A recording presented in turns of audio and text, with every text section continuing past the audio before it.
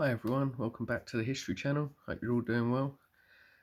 Today I wanted to take a look at history from history.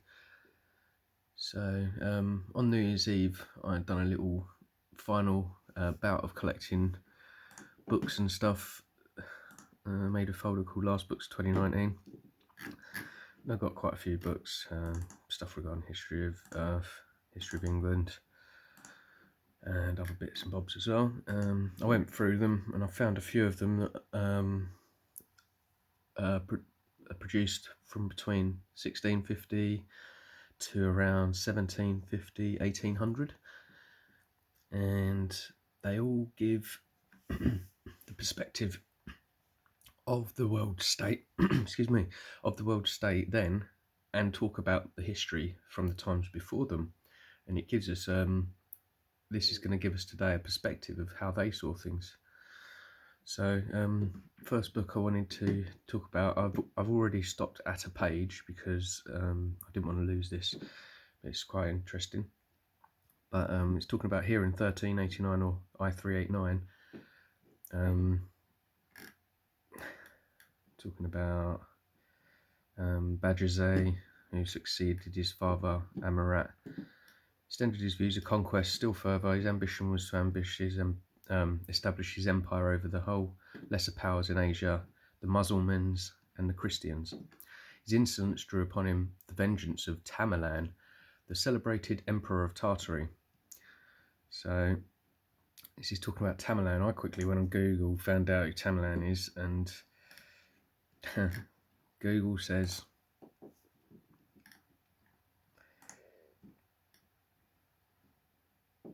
that he was a Turco-Mongol conqueror who brought most of the Muslim ruled parts of Central Asia and India under his control by the 14th century, by the 1300s. And that's about the same time as Genghis Khan as well, or not long after, either around that time. So it's got me thinking. I mean, I could be wrong, but I'm wondering if Genghis, all of his empire that he created, whether he called it Tartary or not, is in fact Tartary. And then Tamer, who couldn't have been more than around 100 years after Genghis, or less even than 100 years after, I guess made the Mongol Empire. It's also close that how could quite a big empire, which the Mongol Empire is quite big, be made so soon after? I don't know. Maybe Tartary was there before Genghis Khan. I don't know, but if it was, then what empire did Genghis make? Was it the Mongol Empire? Because this is saying here that it was Tamerlane, so I don't know. But anyway, this book is the history of the Earth, and it's from Numelio. I'll leave the links for all these books as I usually do, except for the last video where I couldn't find the link. The types of things it's got in here, it's going on from the 15th century, so it starts in the 1400s, talking about the Council of Constance and its conclusions, Council of Basel, last reunion of the Greeks in the General Council of Florence. Another thing I want to mention is all these books constantly talk about libraries and people's collections of writings and stuff like that. So the amount of history that was available to people even 200 years ago, that when I see names of books and stuff and I search on Google, that they don't exist. So we've had a massive library wipeout, you know, in the 1800s probably, or 1700s, where a lot of the stuff that you read about in these books that I'll bring up today just doesn't exist anymore, or it's in private libraries now. But it does talk about, in some of these books you find that, say, the Church of St. Peter at Rome was rebuilt in 16th century, say 1500s. So some of these buildings that we don't know how they build them, were being built even as soon as 500 years ago. Got stuff about King Henry in there, the English Schism, the religious order of the Jesuits, Francis Xavier, Christianity planted in America.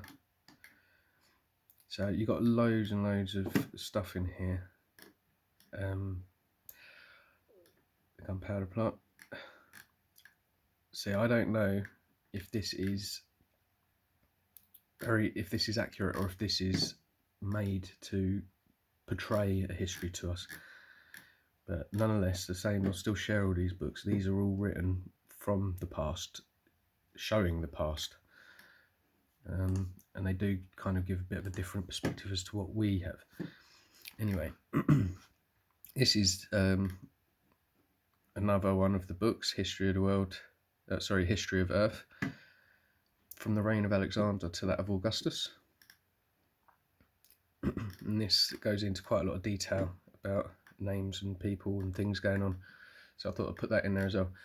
I haven't read any of these books, but I've read bits of each of them as I was going through to try and put this video together today.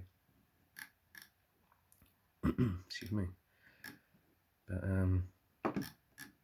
yeah, it does give a feel for the real past. Whether it is real or not, I don't know. This book's the Epitome of the Universal History. Ancient and modern, the earliest authentic records, commencement of the present year.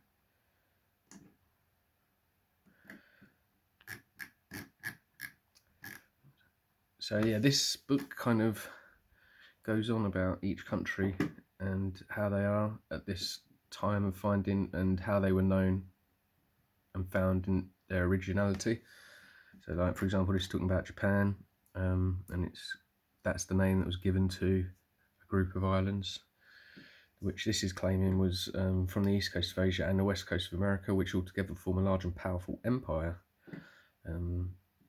Said to have been founded by Sinbu, 660 BC, who just basically united smaller places. And then it goes on as you go through.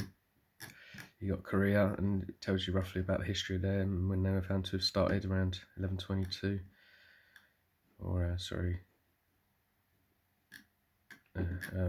it does, and it goes around into countries you've never even heard of before. Laotong, Eastern Tartary, or it was called Manchu.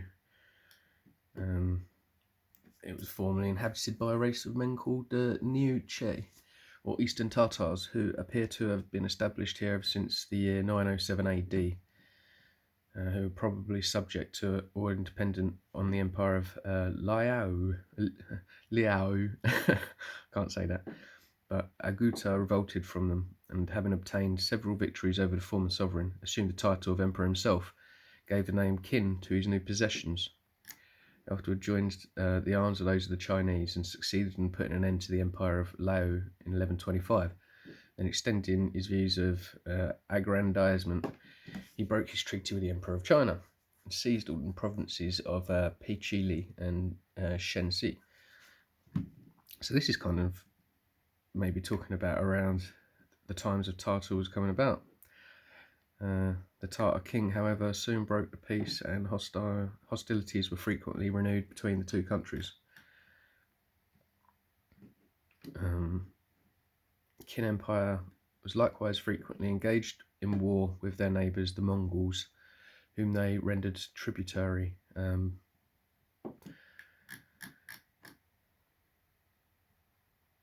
So very interesting. Lots of stuff about times long past. And this book here is History of Nazarenus, or Jewish, Gentile, and something or other. This I found really interesting. I did read a few pages from 1718. And this goes on to explain how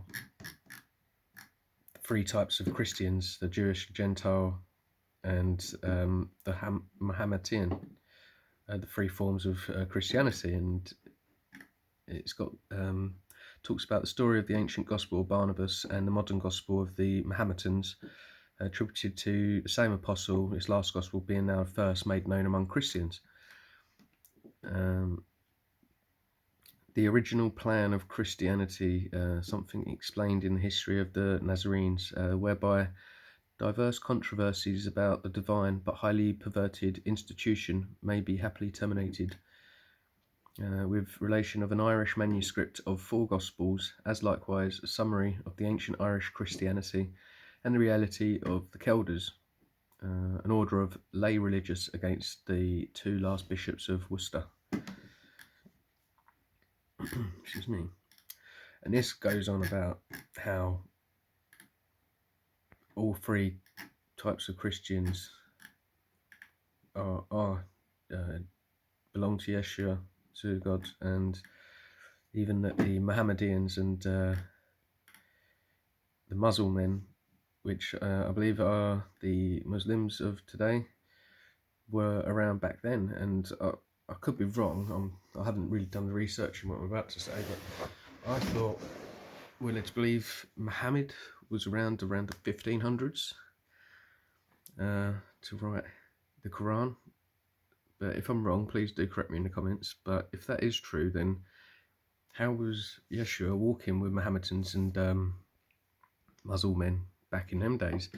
So, and also when in one of my old books, one of my old videos about the giants, I showed books made by giants, and they quite look like they've got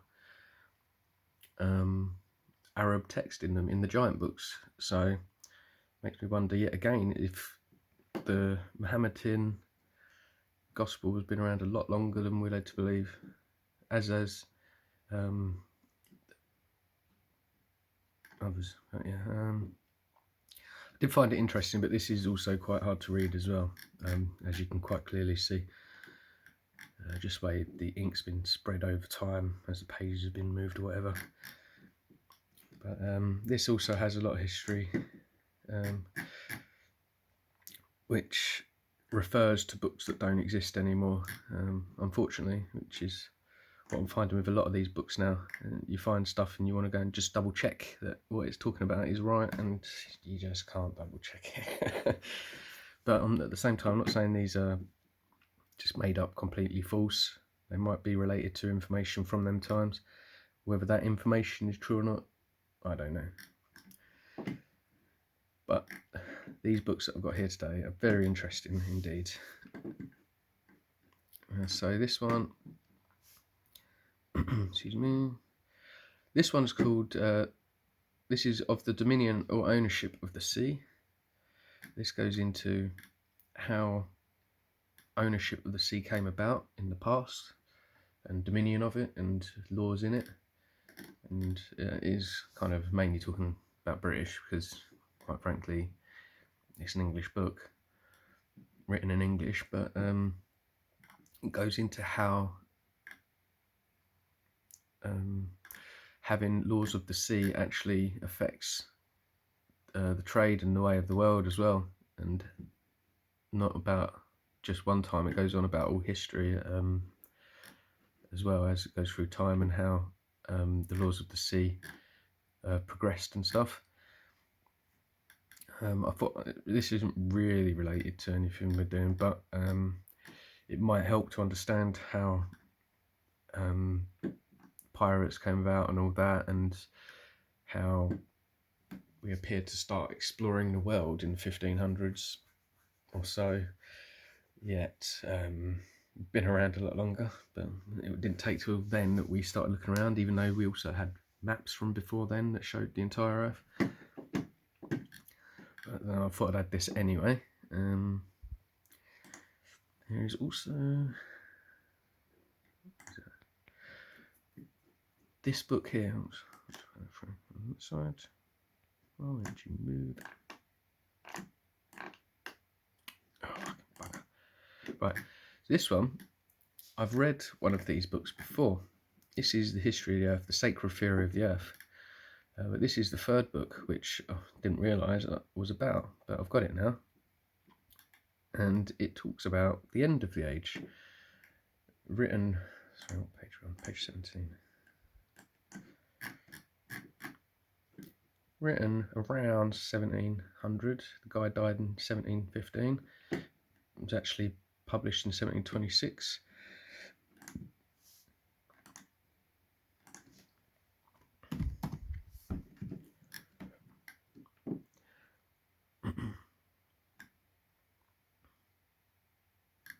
So this one, it kind of, I'll read out a couple of the chapters.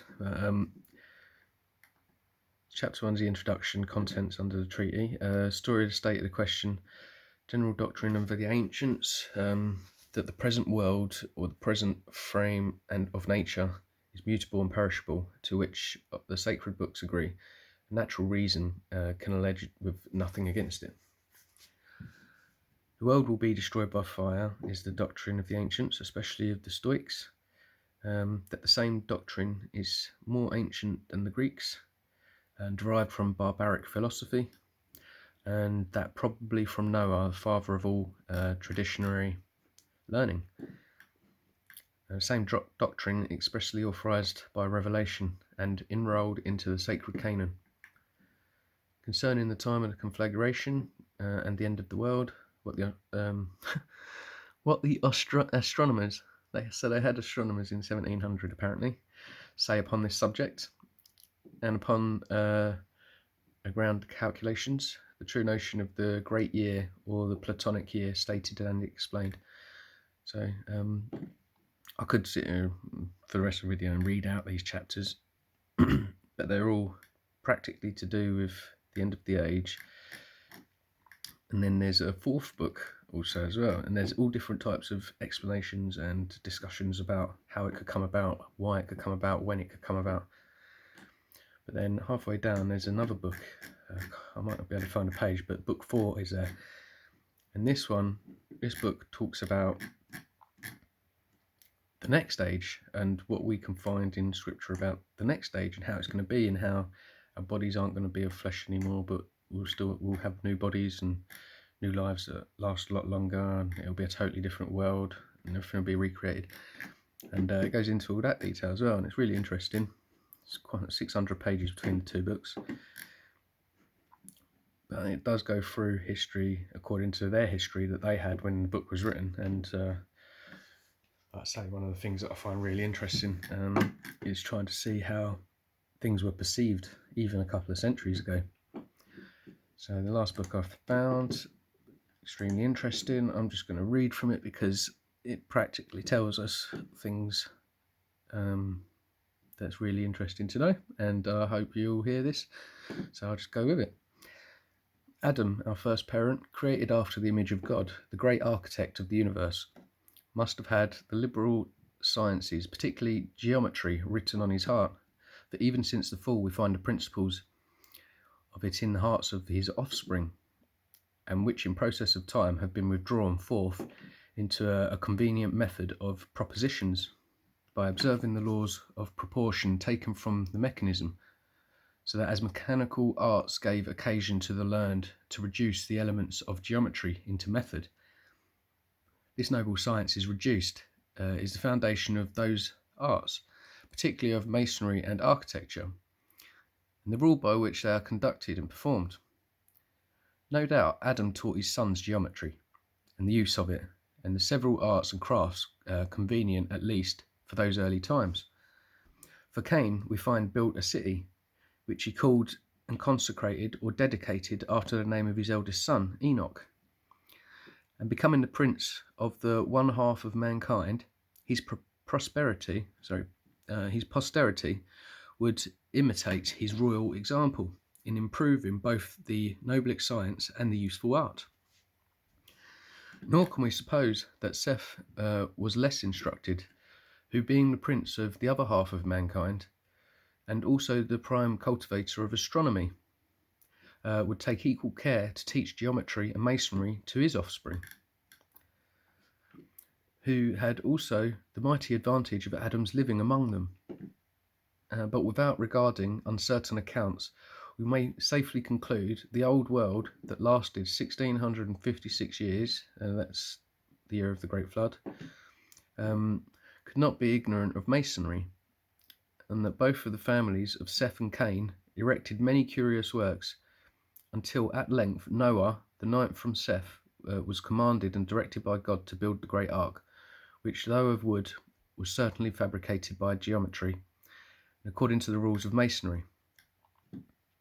Noah and his 3 sons, Japheth, Shem, and Ham, all masons true, brought with them over the flood the traditions and arts of the antediluvians, and amply communicated them to their growing offspring for about 100 years after the flood.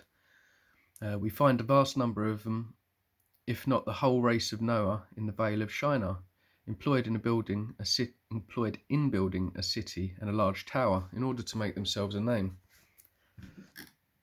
and to prevent their dispersion.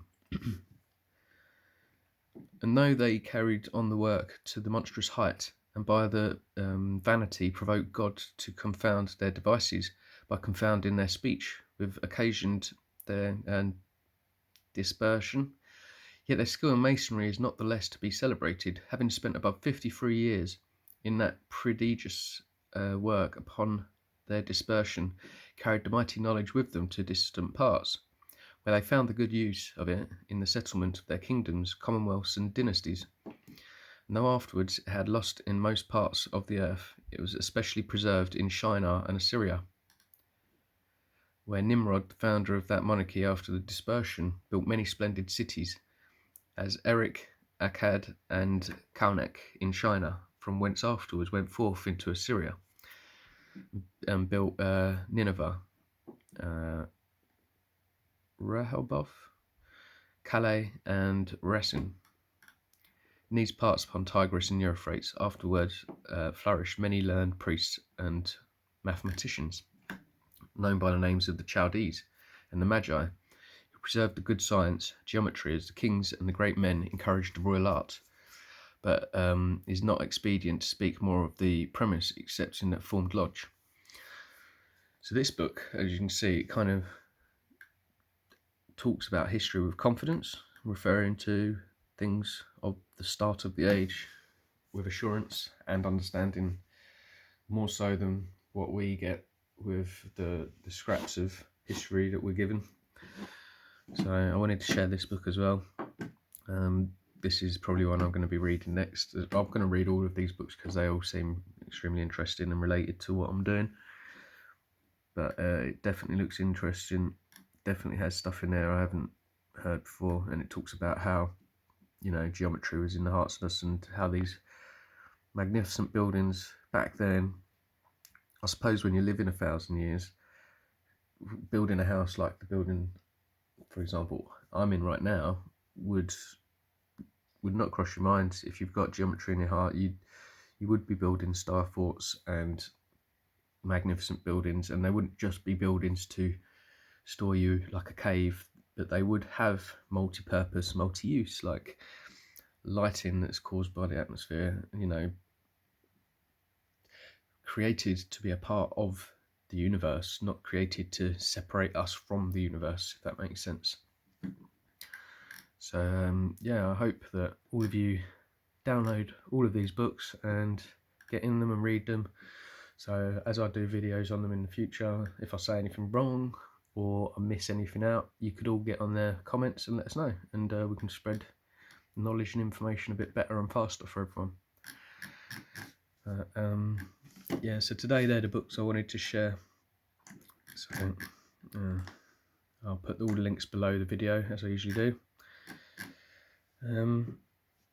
Last thing I just wanted to mention before I shoot off was I was chatting in the comments, excuse me, and with Olivia in the last video, one called Gigantic Plants, and she shared a link about how to build your own Tesla coil at home. And I've done it before in the past. Well, I've attempted it before in the past, and it's why I've got all the parts for it except for the switch. But kind of, it was a good idea. You know, she's going to build one. Might build one if I can get a Switch. But ultimately, yeah, if you can build one with parts that cost no more than £10-20, then you could, you know, have electricity at home for free. Well, you'd still have to pay for your bulbs, but you wouldn't have to plug them into an electricity system. So it's definitely a good idea to get everyone out there building these things so you can have cheaper electricity bills at home. But if you don't know what I'm talking about, go on the last video, find Olivia's comment, follow the link, and you'll see what I'm explaining. So yeah, that's about it for today. I hope you all enjoyed, and I hope you all get to read some of these books and find some stuff out that I haven't found out yet, and let me know. That'd be awesome. Thanks for your time, guys. Look forward to speaking with you again. God bless.